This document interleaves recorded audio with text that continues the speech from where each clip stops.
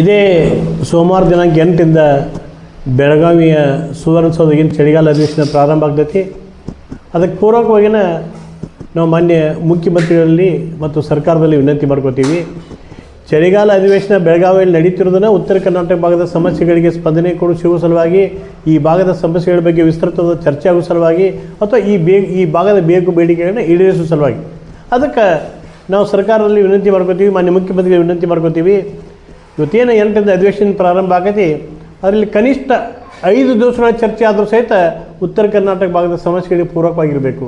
ಈಗ ನಾವು ಏನೇನು ಹೋರಾಟದ ಮುಖಾಂತರ ಅನೇಕ ವಿಷಯ ಇಟ್ಟಿದ್ದೆವು. ಇವತ್ತು ಬೆಳಗಾವಿ ಆಡಳಿತ ಶಕ್ತಿ ಕೇಂದ್ರ ಆಗೋದಿರ್ಬೋದು, ಬೆಳಗಾವಿ ಎರಡೇ ರಾಜಧಾನಿ ಆಗೋದಿರ್ಬೋದು, ನಮ್ಮ ಭಾಗದ ನೀರಾವರಿ ಸಮಸ್ಯೆಗಳು ಇರ್ಬೋದು, ಕಬ್ಬು ಬೆಳೆಗಾರರ ಸಮಸ್ಯೆ ಇರ್ಬೋದು, ಔದ್ಯೋಗೀಕರಣದ ಸಮಸ್ಯೆ ಇರ್ಬೋದು, ಶೈಕ್ಷಣಿಕ ಸಮಸ್ಯೆಗಳಿರ್ಬೋದು, ಅಥವಾ ಎಲ್ಲಕ್ಕಿಂತಲೂ ಮಿಗಿಲಾಗಿ ಜನಸಾಮಾನ್ಯರಿಗೆ ಉದ್ಯೋಗ ಅವಕಾಶ ಕಲ್ಪಿಸಿಕೊಡುವಂಥ ವ್ಯವಸ್ಥೆ ಇರ್ಬೋದು.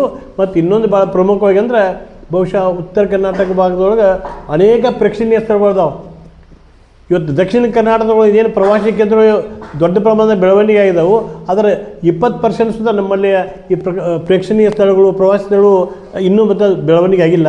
ಇದೆಲ್ಲಕ್ಕೂ ಪೂರಕವಾಗಿ ಕನಿಷ್ಠ 5, ನಾವು ಹೇಳೋದು ಕನಿಷ್ಠ 5, ಹಂಗೆ ನಾವು ಸೂಕ್ಷ್ಮವಾಗಿ ವಿಚಾರ ಮಾಡಿದ್ರೆ ಈ ಅಧಿವೇಶನನೇ ಉತ್ತರ ಕರ್ನಾಟಕ ಸಲುವಾಗಿ ಆಗಬೇಕು. ಯಾಕಂದರೆ ದಕ್ಷಿಣ ಕರ್ನಾಟಕದ ಸಲುವಾಗಿ ನಿರಂತರ ಅಧಿವೇಶನಗಳು ಹಾಕಾವಲ್ಲಿ, ಪ್ರತಿ ವರ್ಷ 2 ಅಧಿವೇಶನ ಹಾಕಾವೆ. ನಮ್ಮಲ್ಲೇ ಉತ್ತರ ಕನ್ನಡ ಬಗ್ಗೆ ಇರೋದೇ ಇದೊಂದು 10 ದಿವಸದ ಅವಕಾಶ. ಅದಕ್ಕೆ ಈ ಸಂದರ್ಭದೊಳಗೆ ಹೆಚ್ಚಿನ ಭಾಗ ಉತ್ತರ ಕನ್ನಡ ಅಭಿವೃದ್ಧಿ ಸೀಮಿತವಾಗಿ ಚರ್ಚೆ ಮತ್ತು ಆದೇಶಗಳು ಪೂರ್ವಕವಾಗಿ ನಡೀಬೇಕು ಹೊರತಾಗಿ ಬೇರೆದ್ದಲ್ಲ. ಅದಕ್ಕೆ ಸರ್ಕಾರವನ್ನು ಒತ್ತಾಯ ಮಾಡ್ತೀವಿ. ಈ ಚಳಿಗಾಲ ಅಧಿವೇಶನದೊಳಗೆ ಸಂಪೂರ್ಣ ಉತ್ತರ ಕರ್ನಾಟಕ ಅಭಿವೃದ್ಧಿಗೆ, ಉತ್ತರ ಕನ್ನಡ ಭಾಗಕ್ಕನ್ನು ಮೀಸಲಿರಬೇಕು ಹೊರತಾಗಿ ಮತ್ತೊಂದು ಮುಗ್ದೊಂದು ತಂದು ಇದ್ರಾಗ ಸೇರಿಸಬಾರ್ದು ಅಂತೇಳಿ ಭಾಳ ಒತ್ತಾಯಪೂರ್ವಕವಾಗಿ ಆಗ್ರಹ ಮಾಡ್ತೀವಿ.